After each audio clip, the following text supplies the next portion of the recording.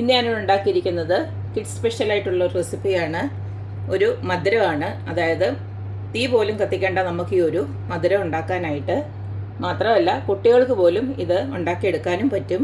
അപ്പോൾ നമുക്ക് ഈ ഒരു അടിപൊളി മധുരം എങ്ങനെയാണ് ഉണ്ടാക്കുന്നതെന്ന് നോക്കിയിട്ട് വരാം.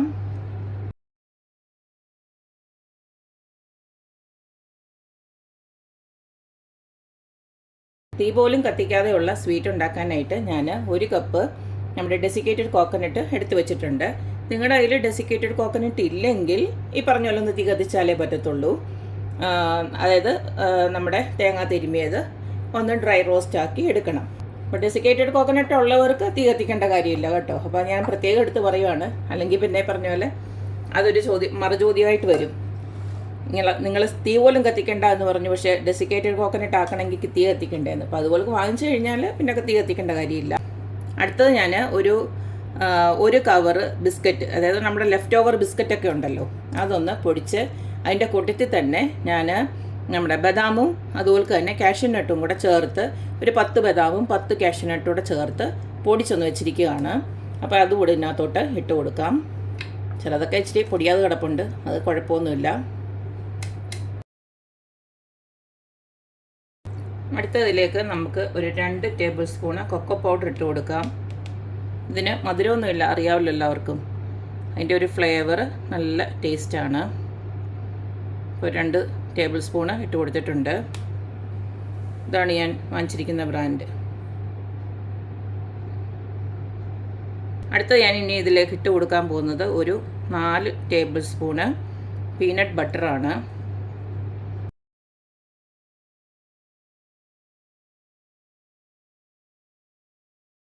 ഇനി ഇതിലേക്ക് നമുക്ക് മധുരത്തിന്, നമ്മുടെ ബിസ്ക്കറ്റിൻ്റെ കുറച്ച് മധുരം ഉണ്ടാവും, എന്നാലും കുറച്ചും കൂടെ ഒരു മധുരത്തിന് വേണ്ടിയിട്ട് തേനാണ് ഒഴിച്ചു കൊടുക്കുന്നത്. അത് നിങ്ങളുടെ ഇഷ്ടത്തിനനുസരിച്ചിട്ട് ഒഴിച്ചു കൊടുത്താൽ മതി. ഞാനിപ്പോൾ ഒരു 2 ടേബിൾ സ്പൂണ് തേൻ ഒഴിച്ചു കൊടുക്കുകയാണ്.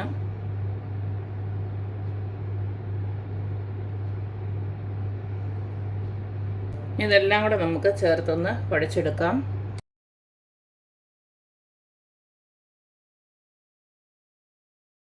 ഇതിപ്പോൾ ഞാൻ ശകലം എടുത്തൊന്ന് കഴിച്ച് നോക്കി, കറക്റ്റ് ഒരു മധുരമേ ഉള്ളൂ, ഒരുപാട് കൂടുതലൊന്നുമില്ല. അപ്പം ഒരുപാട് കൂടുതൽ വേണ്ടവർക്ക് കുറച്ചും കൂടെ തേനൊന്ന് ആഡ് ചെയ്ത് കൊടുക്കണം. കുട്ടികൾക്കൊക്കെ ആണെങ്കിൽ കുറച്ചും കൂടെ മധുരം വേണ്ടി വരും. നമുക്ക് മുതിർന്നവർക്കൊക്കെ ഈ ഒരു മധുരം മതിയാവും. ഇനി നമുക്കിതിനെ ബോൾസായിട്ട് ഉരുട്ടിയെടുക്കാം.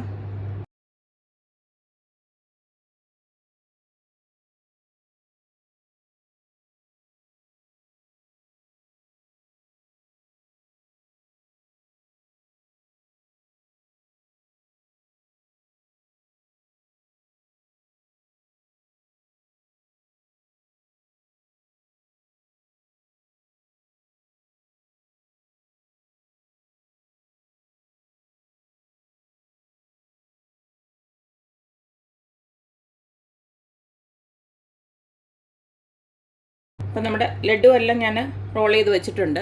ഇനി കുറച്ച് ഡെസിക്കേറ്റഡ് കോക്കനട്ട് എടുത്തതാ ഇതുപോൾക്ക് ഒന്ന് റോൾ ചെയ്തെടുത്തു കഴിഞ്ഞാൽ കാണാനൊരു ഭംഗിയുണ്ട്.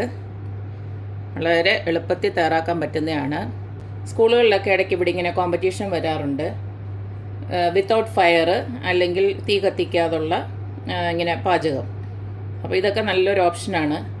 കുട്ടികൾക്ക് ഇങ്ങനെ ബിസ്ക്കറ്റൊക്കെ ഒന്ന് പൊടിച്ചുകൊണ്ട് പോയി കഴിഞ്ഞാൽ ഈസി ആയിട്ട് ഇതെല്ലാം കൂടെ ഒന്ന് മിക്സ് ചെയ്ത് ഉണ്ടാക്കിയാൽ നല്ല ടേസ്റ്റുമാണ് കഴിക്കാനായിട്ട്. ഇപ്പോൾ നമ്മൾ ഇതിനകത്ത് കൊക്കോ പൗഡറും അതുപോലെ തന്നെ നമ്മുടെ പീനട്ട് ബട്ടറും ഒക്കെ ഇട്ടേക്കുന്നതുകൊണ്ട് തന്നെ നല്ല രുചിയാണ് കേട്ടോ.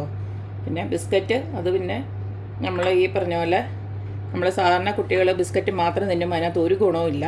അപ്പോൾ ഇതുപോലെയൊക്കെ ഇങ്ങനെ ഒന്നുകൂടെ ഹെൽത്തി ആയിട്ട് ഉണ്ടാക്കി കൊടുത്തു കഴിഞ്ഞാൽ അവരും ഇത് ഇഷ്ടത്തോടെ കഴിച്ചുകൊള്ളുകയും ചെയ്യും. ആ ഗുണമൊക്കെ അങ്ങ് ചെല്ലുകയും ചെയ്യും. അപ്പോൾ ഇന്നത്തെ വീഡിയോ ഇത്രയേ ഉള്ളൂ. വളരെ ഈസി ആയിട്ട് ഒരു 5-6 മിനിറ്റ് കൊണ്ട് നമുക്ക് ഈസി ആയിട്ട് തീ പോലും കത്തിക്കാതെ ഉണ്ടാക്കാൻ പറ്റിയ ഒരു സ്വീറ്റാണിത്. കുട്ടികൾക്ക് മാത്രമല്ല, മധുരം കുറച്ചെടുത്തതുകൊണ്ട് തന്നെ ഇത് വലിയവർക്കും ഒരുപോലെ ഇഷ്ടമാകും. അപ്പോൾ എല്ലാവരും ഇതുപോലൊക്കെ ഒന്ന് ട്രൈ ചെയ്ത് നോക്കുക, അഭിപ്രായങ്ങൾ അറിയിക്കുക. അപ്പോൾ എപ്പോഴും പറയുന്ന പോലെ തന്നെ എൻ്റെ റെസിപ്പീസ് ഇഷ്ടമുള്ള എല്ലാവരും please like, share and subscribe. അപ്പോൾ ഇനിയൊരു അടിപൊളി വീഡിയോ ആയിട്ട് വരുന്നവരേക്കും ബായ്.